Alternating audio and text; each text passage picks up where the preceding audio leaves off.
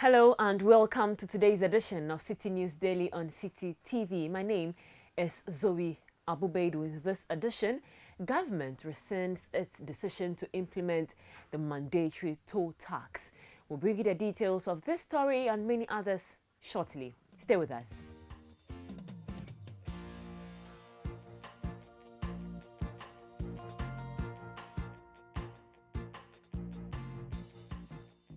Straight into our first story, and government will not implement the mandatory towing levy which was scheduled to commence last month. A statement signed by the Minister of Transport, Kweku Ofori-Isiama, explained that government took the decision after extensive consultations between the ministry and stakeholders in the transport sector.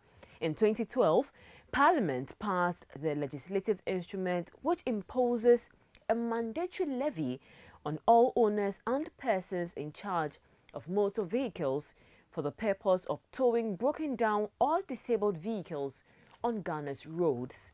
The announcement, however, by the National Road Safety Commission that the LI will be implemented from July 1, 2017 was met with intense criticism and calls for a review of the policy.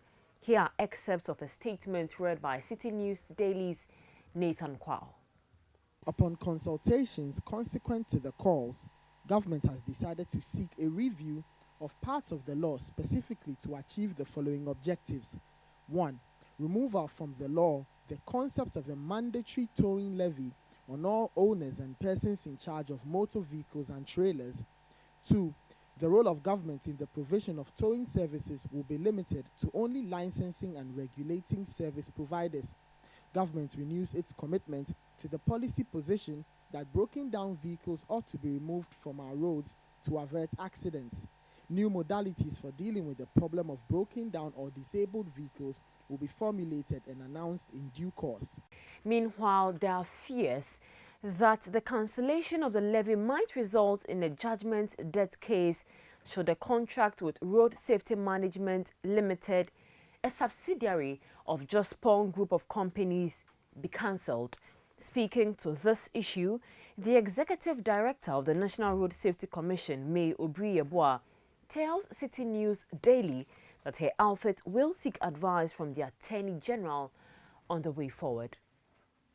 Let's move to the Central Region now, where the Ankaful Psychiatric Hospital is threatening to release over 100 patients due to the lack of funds to run the facility.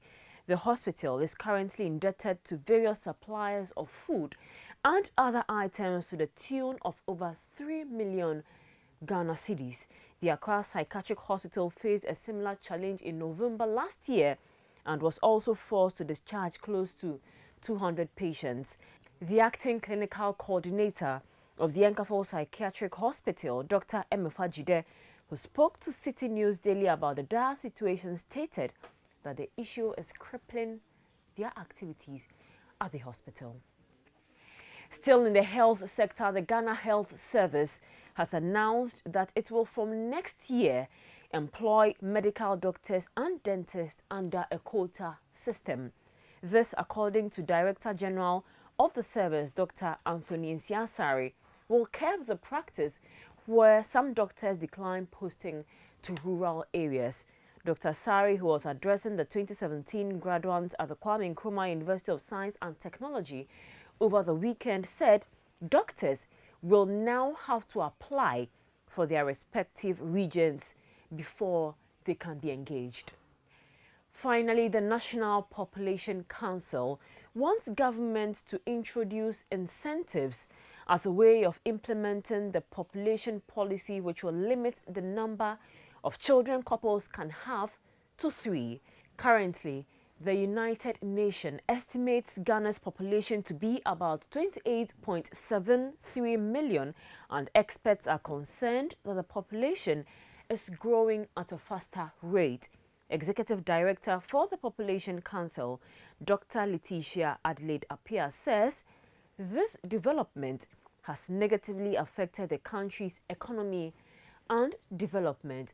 Meanwhile, the CEO of the Ghana Social Marketing Foundation, Alex Bamfo, rather believes the number should be limited to 2.